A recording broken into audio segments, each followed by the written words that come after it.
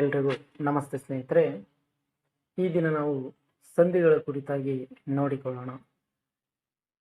ಇಲ್ಲಿ ಎರಡು ಅಕ್ಷರಗಳ ನಡುವೆ ಕಾಲ ವಿಳಂಬವಿಲ್ಲದಂತೆ ಅರ್ಥಕ್ಕೆ ವ್ಯತ್ಯಯ ಬಾರದಂತೆ ಸೇರಿಸಿ ಉಚ್ಚರಿಸುವುದನ್ನೇ ಸಂಧಿ ಎನ್ನುವರು.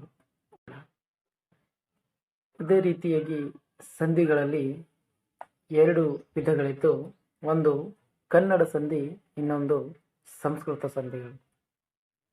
ಮೊದಲನೇದಾಗಿ ಕನ್ನಡ ಸಂಧಿಗಳು ನೋಡೋದಾದರೆ ಒಟ್ಟು 3 ಕನ್ನಡ ಸಂಧಿಗಳಿದ್ದು, ಲೋಪ, ಆಗಮ, ಆದೇಶ ಸಂಧಿ.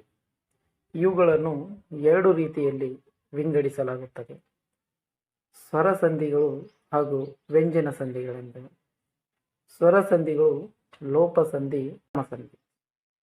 ಲೋಪ ಸಂಧಿ ಹಾಗೂ ಆಗಮ ಸಂಧಿ ಇವು ಕನ್ನಡದ ಸ್ವರ ಸಂಧಿಗಳಾಗಿವೆ. ಅದೇ ರೀತಿ ಆದೇಶ ಸಂಧಿಯು ವ್ಯಂಜನ ಸಂಧಿಯಾಗಿದೆ. ಇಲ್ಲಿ ಮೊದಲನೇದಾಗಿ ಲೋಪ ಸಂಧಿ ಕುರಿತು ನೋಡೋದಾದರೆ, ಇಲ್ಲಿ ಸ್ವರದ ಮುಂದೆ ಸ್ವರವು ಬಂದು ಪೂರ್ವ ಪದದಲ್ಲಿನ ಕೊನೆಯ ಸ್ವರವು ಸಂಧಿ ಪದದಲ್ಲಿ ಲೋಪವಾದರೆ ಇದರಿಂದ ಮೂಲ ಅರ್ಥಕ್ಕೆ ಬಾಧೆ ಬರುವುದು. ಇದನ್ನೇ ಲೋಪಸಂಧಿ ಎಂದು ಕರೆಯುವರು. ಉದಾಹರಣೆ ನೋಡುವುದಾದರೆ, ಊರು ಪ್ಲಸ್ ಅಲ್ಲಿ, ಊರಲ್ಲಿ. ಇಲ್ಲಿ ಪೂರ್ವ ಪದದಲ್ಲಿನ ಉ ಅಕ್ಷರವು ಸಂಧಿ ಪದದಲ್ಲಿ ಲೋಪವಾಗಿ ಕಂಡುಬರುತ್ತದೆ.